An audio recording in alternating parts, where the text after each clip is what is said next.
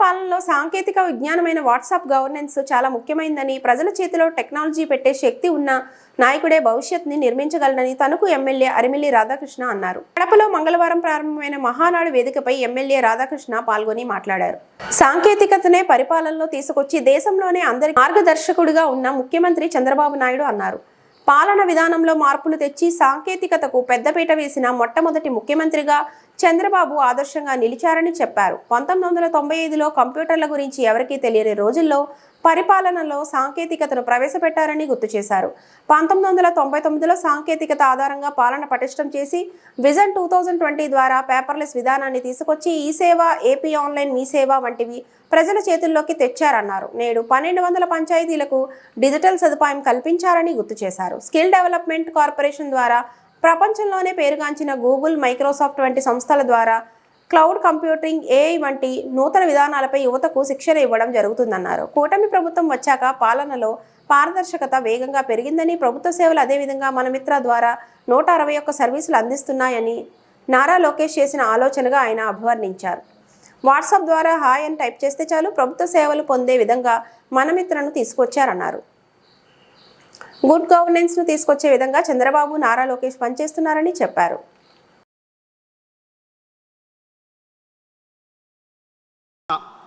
పాలనా విధానాల్లో మార్పులు తీసుకొచ్చి సాంకేతికతకి పెద్దపీట వేసినటువంటి మొట్టమొదటి ముఖ్యమంత్రిగా చంద్రబాబు నాయుడు గారు ఆదర్శంగా నిలిచారని ఈ సందర్భంగా మీ అందరికీ కూడా గుర్తు చేస్తున్నాను.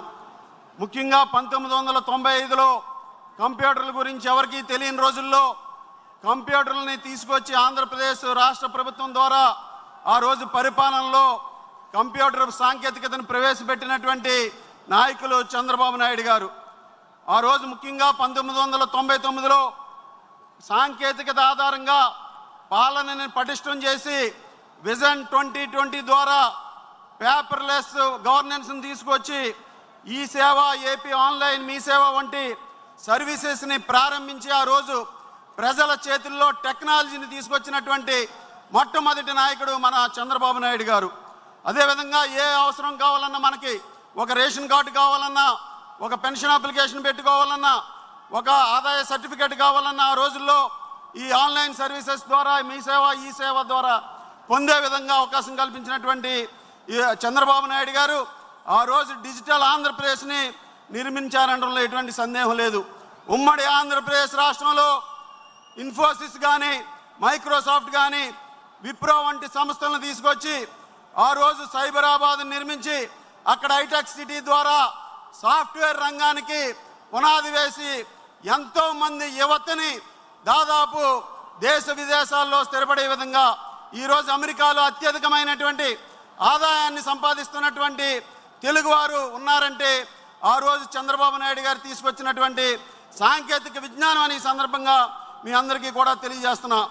అదేవిధంగా ఫైబర్ గ్రిడ్ కానీ, ఆర్టీజీఎస్ వంటి విప్లవాత్మకమైనటువంటి చర్యలు, అత్యాధునికమైనటువంటి సంస్థలను తీసుకొచ్చి ఆ రోజు అనేక సంస్కరణల్ని తీసుకురావడం జరిగింది. అదేవిధంగా అనేక చంద్రబాబు నాయుడు గారి పాలనలో సాంకేతికతకి ప్రాధాన్యత ఇవ్వడం వల్ల ఏపీలో డిజిటల్ పాలనలో ఆదర్శంగా నిలిచింది.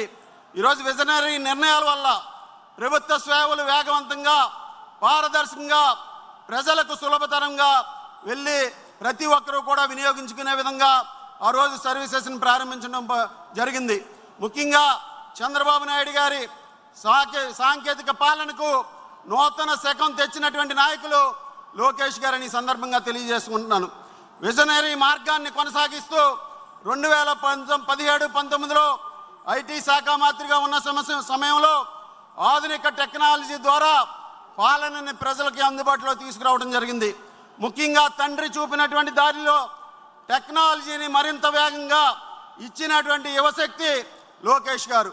ముఖ్యంగా ఆ రోజు ఆర్టీజీఎస్ని ప్రారంభించి ఆర్టీజీఎస్ సెంటర్ ద్వారా డిజిటల్ పాలనకి నాంది పలికి ఆ రోజు రాష్ట్రంలో ఉన్నటువంటి వివిధ డిపార్ట్మెంట్ల డేటానంతా కూడా క్రోడీకరించి ఎక్కడ క్షేత్రస్థాయిలో ఎటువంటి పాలన జరుగుతుంది, ఏ విధంగా సంక్షేమం అందుతుంది, ఏ విధంగా పరిపాలన ఫలాలు అందుతున్నాయని తెలుసుకోవడానికి ఆర్టీజీఎస్ ద్వారా ఆ రోజు నాంది పలికినటువంటి విషయాన్ని మీ అందరికీ కూడా తెలియజేసుకుంటున్నా.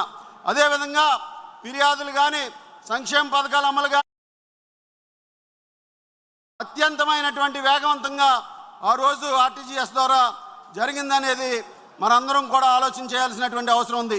ఈరోజు చంద్రబాబు నాయుడు గారు కానీ లోకేష్ గారు కానీ తీసుకున్నటువంటి సాంకేతిక ఆధారిత పరిపాలనకు ఈరోజు అత్యంతంగా ఆంధ్రప్రదేశ్ రాష్ట్రం ఒక గుర్తింపుగా నిలిచిందంటలో ఎటువంటి సందేహం లేదు. ఈరోజు జాతీయంగా కానీ అంతర్జాతీయంగా కూడా ఆంధ్రప్రదేశ్లో సాంకేతిక పరిపాలనకి అన్ని విధాలుగాను కూడా ఒక రోల్ మోడల్గా నిలిచింది. ఈరోజు 2024లో ఈ ప్రభుత్వం ఏర్పడిన తర్వాత ప్రపంచ బ్యాంకు ప్రతినిధులు కూడా వచ్చి అత్యుత్తమమైనటువంటి ఆర్టీజీ సెంటర్గా కొనియాడటం జరిగింది. గతంలో యూకే ప్రధానమంత్రి గారు టోనీ బ్లేయర్ గారు వచ్చి ఆ రోజు ఒక అత్యుత్తమైనటువంటి ప్రపంచంలోనే అత్యుత్తమమైనటువంటి పాలన మార్పుల్లో ఒకటి ఆంధ్రప్రదేశ్ రాష్ట్రం అని తెలియచేయడం జరిగింది. అదేవిధంగా 2025లో సింగపూర్ నుంచి ప్రభుత్వ ప్రతినిధులు వచ్చి ఈరోజు ఆర్టీజీఎస్కి అందిస్తున్నటువంటి సేవల్ని కూడా కొనియాడటం జరిగింది. ఈ విధంగా చంద్రబాబు నాయుడు గారు లోకేష్ గారు అందించినటువంటి డిజిటల్ పాలనలో ఆయన అన్ని ఆశయాల్ని ఆధునిక సాంకేతికతను గ్రామీణ ప్రాంతాల వరకు తీసుకెళ్లి ప్రజల జీవన ప్రమాణాలను పెంచే విధంగా కూడా ఈరోజు ప్రభుత్వం కృషి చేస్తుంది. ముఖ్యంగా అనేక సంస్కరణల ద్వారా ఏబీ ఫైబర్ నెట్ని తీసుకొచ్చి ఇంటింటికి ఇంటర్నెట్ ద్వారా 149 రూపాయలకి ఇంటర్నెట్ కానీ ఫోన్ సౌకర్యం కానీ టీవీ కనెక్షన్ కానీ ఇవ్వడం జరిగింది.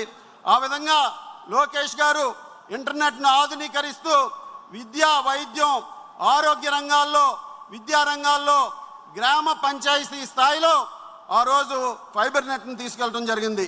ముఖ్యంగా స్కూల్స్లో హాస్పిటల్స్లో గ్రామ పంచాయతీల్లో ఆన్లైన్ సేవలతో అనుసంధానం చేసి ఒక డిజిటల్ గవర్నెన్స్ని తీసుకొచ్చినటువంటి నాయకులు లోకేష్ గారిని ఈ సందర్భంగా తెలియజేసుకుంటున్నా. గ్రామ పంచాయతీల్లో టెక్నాలజీతో శక్తివంతం చేయడం ద్వారా ఈరోజు 1200 పంచాయతీలకి డిజిటల్ సదుపాయాన్ని కల్పించడం జరిగింది.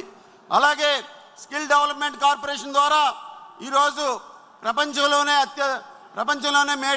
పేరుగాంచినటువంటి కంపెనీలు అయినటువంటి గూగుల్ కానీ మైక్రోసాఫ్ట్ కానీ సేల్స్ ఫోర్స్ కానీ ఇటువంటి వాటి ద్వారా cloud computing data science AI వంటి నూతన రంగాల్లో శిక్షణ ఇచ్చి లక్షలాది మంది మన యువతకి ఉద్యోగ అవకాశాలు కల్పించే విధంగా ఈరోజు ప్రభుత్వం ముందుకు వెళ్తుంది.